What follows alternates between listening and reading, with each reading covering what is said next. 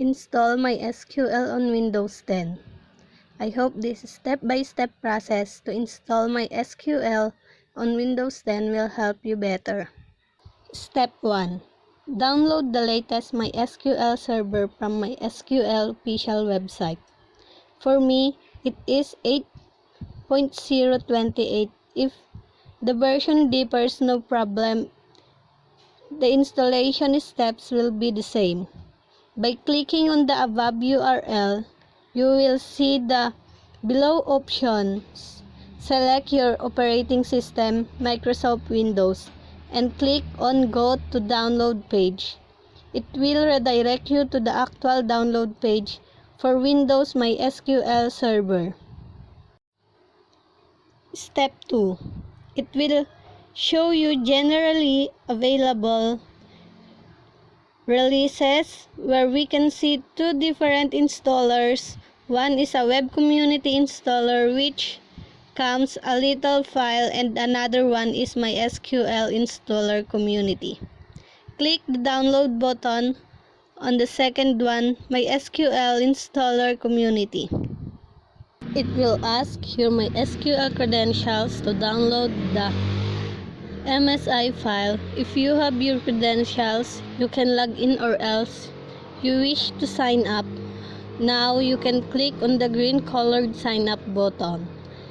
If you are not interested in login or sign up, for now, you can directly go and click on no thanks, just start my download option. It will download selected MySQL for you on your local machine. Step 4. Go to your Downloads folder where you can see the MySQL installer community file.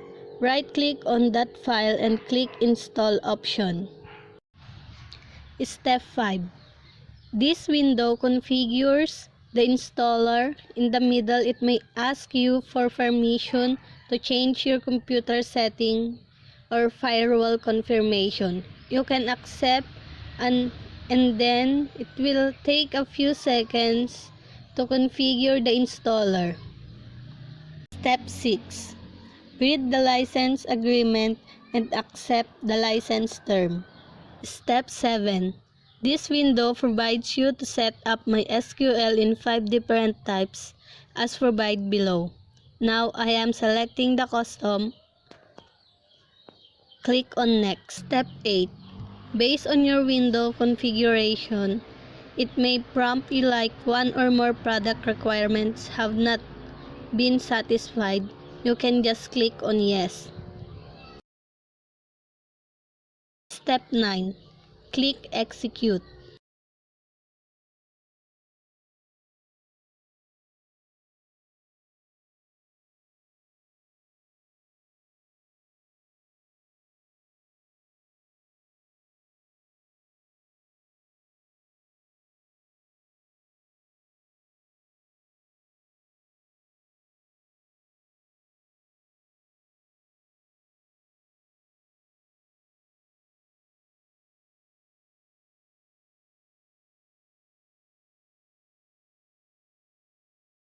Press Execute to apply the configurations on previous step. Step 10. Upon execution of the previous step, the installer graphs will recommended products in place and asking for our approval to execute the product installation process.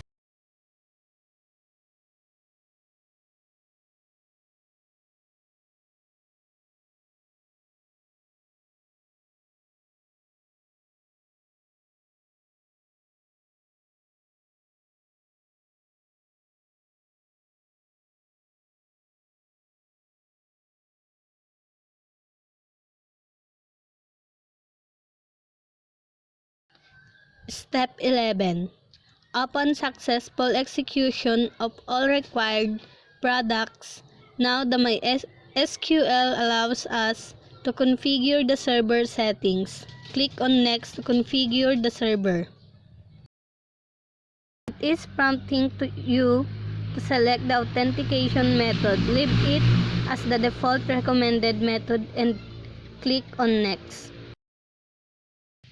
Step 12. Here you can set MySQL root user password. If you wish to create a new user, you can click on Add Users button under MySQL User Account section.